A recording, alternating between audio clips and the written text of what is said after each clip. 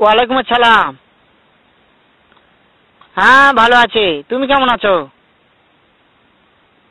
হ্যাঁ ভালো আছো না? আচ্ছা তুমি কার সঙ্গে আছো? ওই মাদার চোদের সঙ্গে। ওই মাদার চোর তো এতই হারামজাদা, ওই শুয়োরের বাচ্চা, ওই তো লটির বাচ্চা, ওই সাওয়াচুদির বেটা মাগিল লিসা, এতই মাগিল লিসা। ওই হারামজাদের আমি সামনে পাইলে একটা এমন একটা চটকানি মারবো, শালা মাদার চোদ। শোনো, তাতে কি আছে? ওই মাদার চোদ ওই জায়গায় আছে নাকি? ও আমার কথা সব শুনতেছে। ওই সাওয়াচুদির বেটাকে শুনে শুনে আমি বেশি বলবো।